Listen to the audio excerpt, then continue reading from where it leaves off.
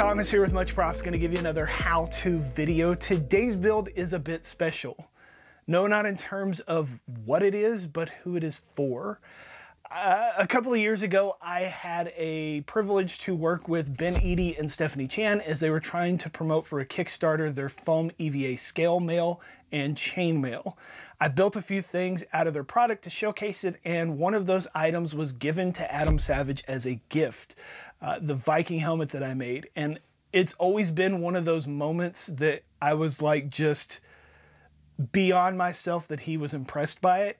And it's been something that has been on the front of my mind anytime somebody asks me what's my favorite moments of being on YouTube or what's my favorite thing that I've ever built. And I have the opportunity to actually meet Adam Savage in person. He's coming to a fan expo in Dallas, and I bought tickets and an autograph session, and I'm going to meet him face to face. So after reading his book, Every Tool is a Hammer, I got some inspiration. What better thing to build Adam Savage than a hammer? And because he already has a Viking helmet for me, why not a Viking hammer? But I can't just make it ordinary, so today we're going to make a Viking hammer out of foam, wood, PVC, and a bunch of other random stuff, and hopefully make it epic with a little secret. Let's get the build.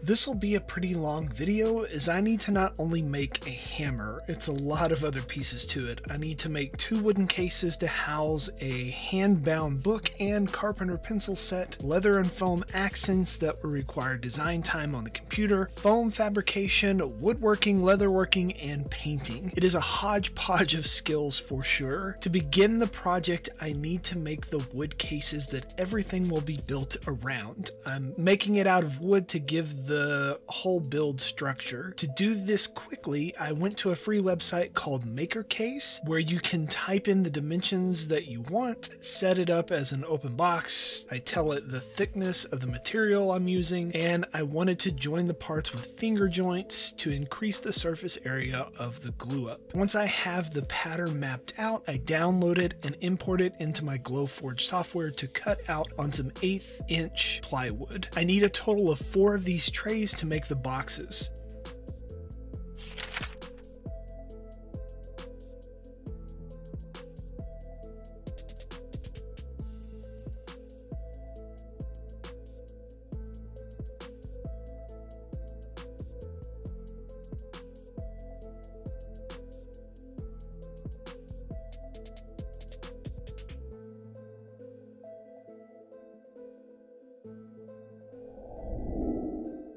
The box itself was cut out on my laser cutter and took a total of 12 minutes. You don't have to have a laser cutter to make a wooden box. This could all be done by hand, but it saves me about a day of work doing it this route. You could also find pre-made ones at hobby stores, thrift shops, or a number of other places. One of my favorite parts of cutting out the wood on my laser cutter is the smell of burnt wood that lingers in my build room after it's done. It's fun to just sit and watch the machine make precision cuts seem like a cakewalk.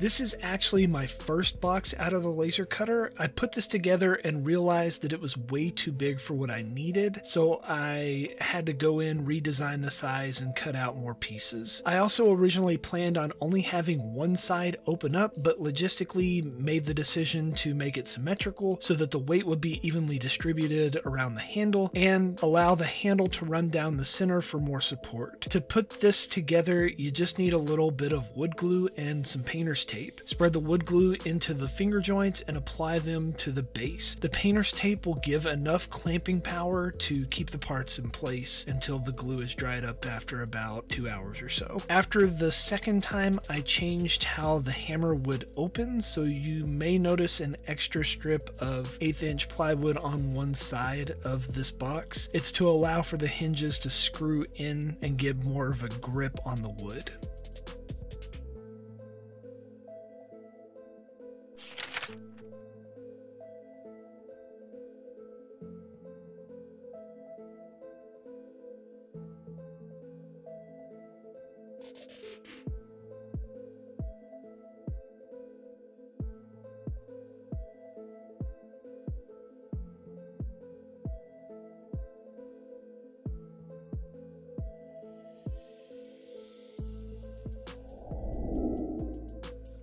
With the 4 trays complete, I am going to go ahead and dye them now. All of you woodworkers, look away. Instead of using a wood stain or sealing up the raw wood with a clear coat, I'm just going to use some leather dye that I have on hand to dye the wood. I've used this leather dye on wood before and even did a little test piece just to make sure I liked the color. The dye says turquoise, but the yellowish of the wood ends up making it like a teal instead. Once spread on with the wool dauber, I let it dry for a day and then hit it with a spray of lacquer.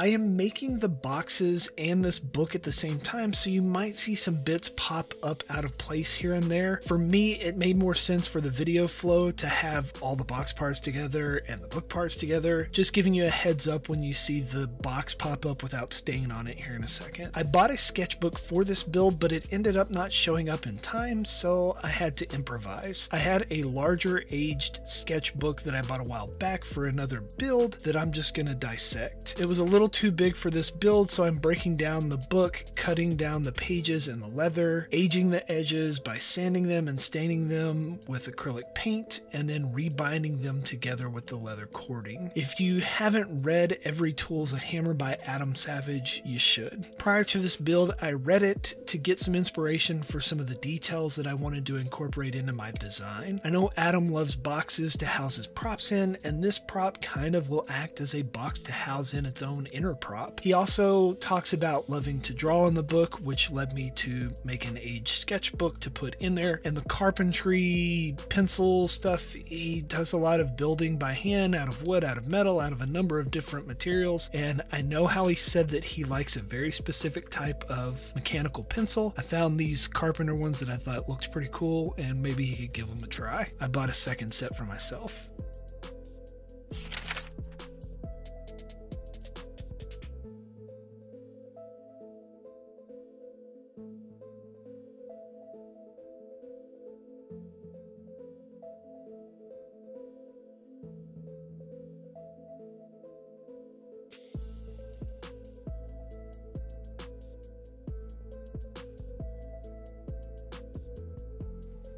While I was building this book on my laser cutter, I was burning out Adam's last name into a thin piece of leather using Viking runes. I know that this is not the proper use of them to translate with. More or less, I'm using it as a decoder style scramble using the Elder Futhark runes. I am by no means an expert, nor am I trying to make a historically accurate piece. This build is more like a fantasy hammer with Viking accents. Another thing that I want to point out is that there are a number of ways to make a book. This is me trying to brute force my way through it quickly. I took a more primitive approach versus a more traditional, durable approach of actually binding the book with glue and properly putting a spine and stuff on it. Yeah. You may also wonder why I punched the holes on the edges of the book. Because this was made out of that larger book, it had extra holes on the edges. Instead of make it look like there was a mistake or something else, I just incorporated it into the design to make it look intentional.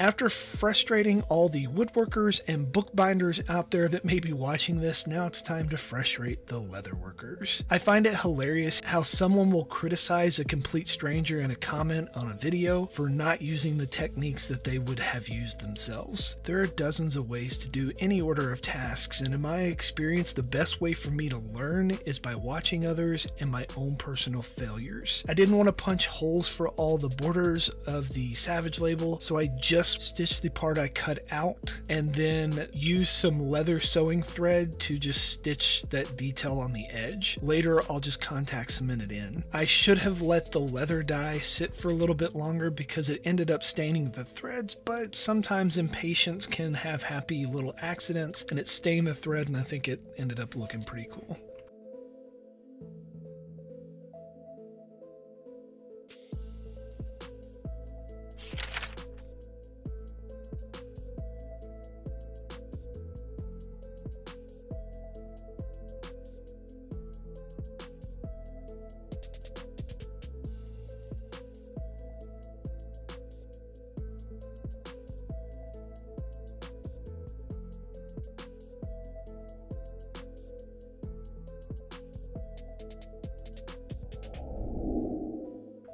So in order to get the book to not just knock around on the inside, I'm going to add an elastic strap to brace it to the box. This is another step that was recorded out of order. I haven't sealed the box yet, so the stain is not fully set up. To protect my book so that the back of it doesn't get all stained, I'm putting a piece of parchment paper inside the box to prevent it from contacting it. I cut 2 slats into the wood and insert the piece of elastic banding through it, then super glue it to the back side. I do basically the same thing with the pencil set, except much later, as I still am waiting on it to arrive. I ended up doing it later with the foam already glued down, which was a lot harder to secure into place. I would highly recommend cutting out the slots ahead of time if you know how wide the things are. I also went ahead and glued on the hinges to the top of the box at this point.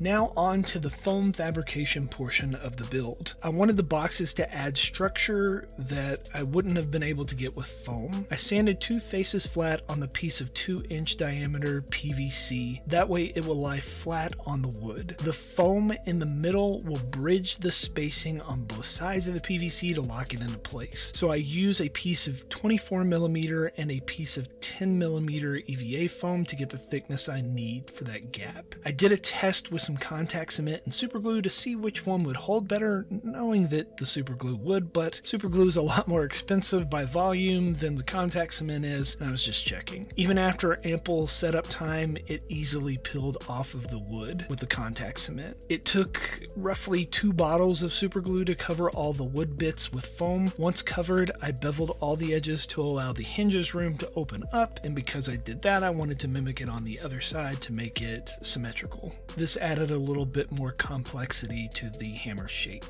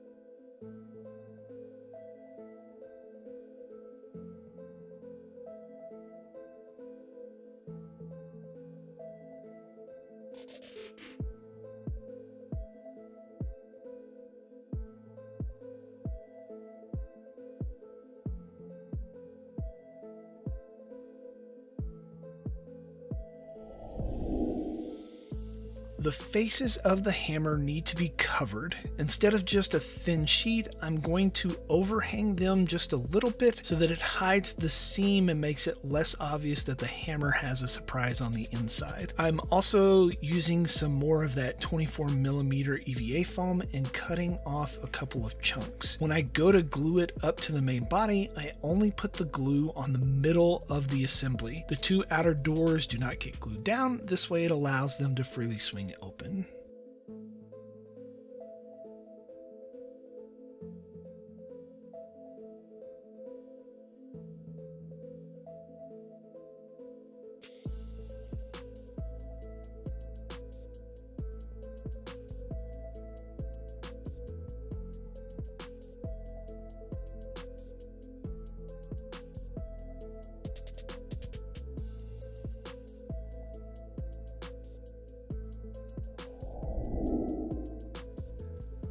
There are loads of ways that you can make this thing close. Initially, I thought about using magnets, but there was very limited space on the edge since I did a bevel on it, and I thought about straps, Velcro, and a number of other connections before I found these little D-ring screws in my bits box. I think I used them for the Plague Doctor costume I made a while back, and they secured EL wire down to a jacket. My thought is to screw this into the wood box and use some suede cording to tie off each end to the handle. This will make them totally secure and independent of each other. I burrow down into the foam, drill a hole into the wood to pass a screw through, and then secure the D-ring into place on both sides. Detail sneak peek in the top right corner.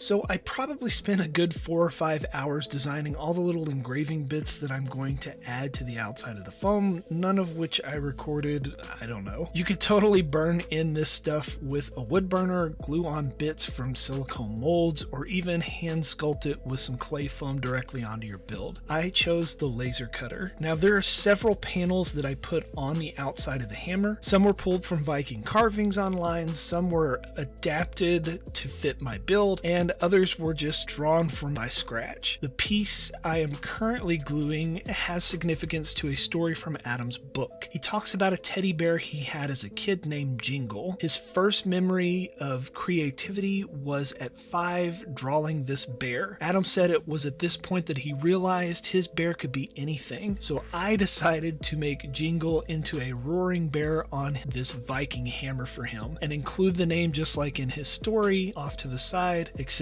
I wrote mine in runes. I also added panels on the corners that tie into Viking motif of Serpent Jorvanger. I'm sure I'm mispronouncing that, something fierce. The snake who encircles the world, eats his own tail, and brings about Ragnarok. The top medallion on the hammer is actually an image of Adam putting on the helmet that I made. Then I surrounded it with the runic alphabet. I used runes to spell out the title of his book, the word skapa on the opening, which is an Old Norse word meaning to create, and Vegvizir on the hammer faces. There's tons of random things that I incorporated in just to tie in both the motif of what I was going for and some of Adam's stories from his book as well.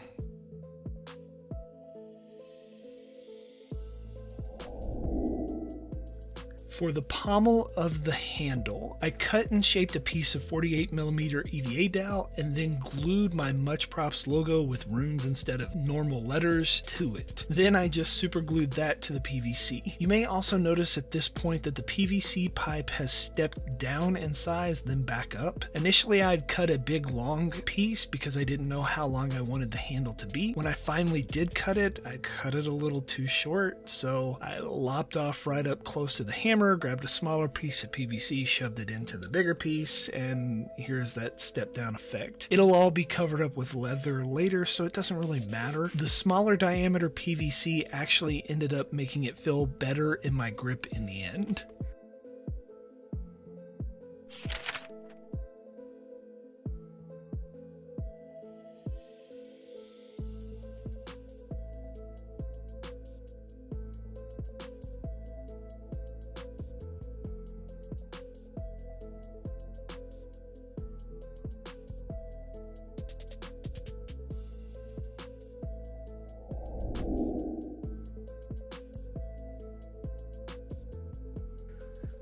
Two coats of Plasti Dip on the foam bits. A light misting of silver, brown, and black spray paint to make the base coat of color. To bring out all of those details and dirty this thing up a bit, I added some acrylic washes of light brown, brown, and black paint. You just push it down into the recesses and then wipe off the high points with a paper towel. I make a couple of passes to get the desired dirtiness that I want. I didn't want to gouge out the hammer with a bunch of battle damage, making this more of like a ceremonial hammer instead of a battle-tested piece, but I know from watching Adam that he shares a similar taste as I do in prop finishing, and I had to dirty it up at least a little bit.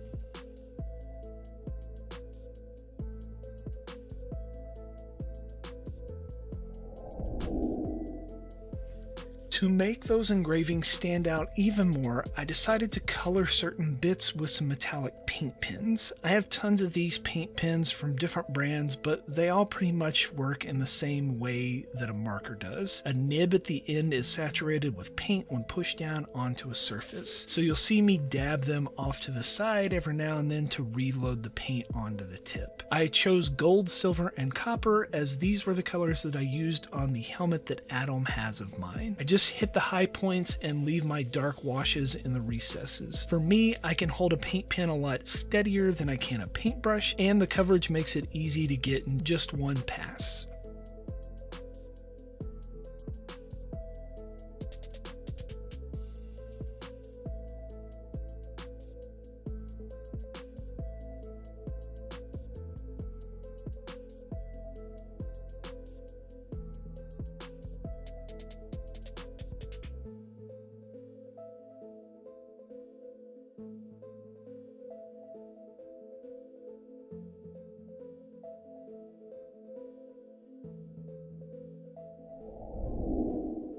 For the handle, I'm going to wrap it in two different materials. The darker material is a faux leather vinyl that has been cut into the width of my metal ruler. The lighter material is a super cool stamped leather that I got in a big bag of scraps from the hobby store. If you're looking for this kind of stuff, look for remnants. It's the offcuts from other things that a company may make, and sometimes you luck out and get some cool pieces for dirt cheap. The shaft will get the vinyl super glued down, and the hand grip will get the cool, nice textured leather. I wrap them like a tennis racket and secure it to the PVC with super glue.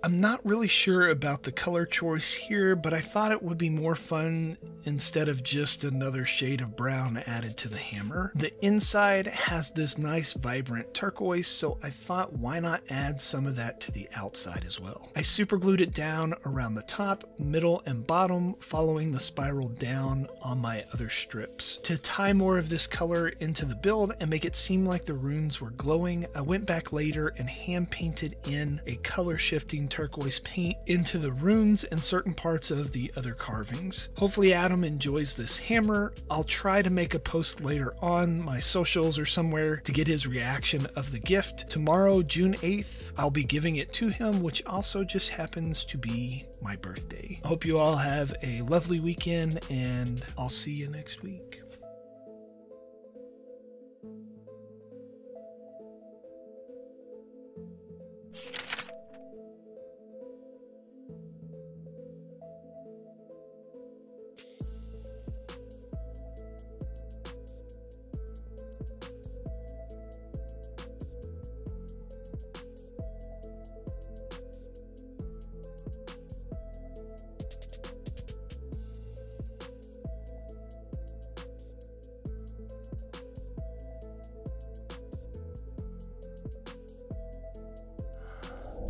And we are finished. Here is the end result. Overall, I think it turned out pretty cool. Hopefully Adam feels the same way about it. It was a puzzle to figure out, trying to make two hidden compartments to house craft materials built out of craft materials, kind of like the Turduncan of hammers, I guess, and have it still kind of resemble something that could be from Viking times. I realize this isn't historically accurate in any way, but it is a Viking-inspired motif. We'll go with that. But yeah. Maybe you'll try and make something like this yourselves and impress your friends with your ability to be inspired by others. Adam Savage is an absolute legend, and I hope he enjoys the absurdity and adds this to his collection of oddities. Maybe you'll get some. Yay! And inevitably, they're going to ask you, how'd you make that? You give them one of these, tell them, much props. It's a long walk to Dallas, so I guess I better get started. Peace out.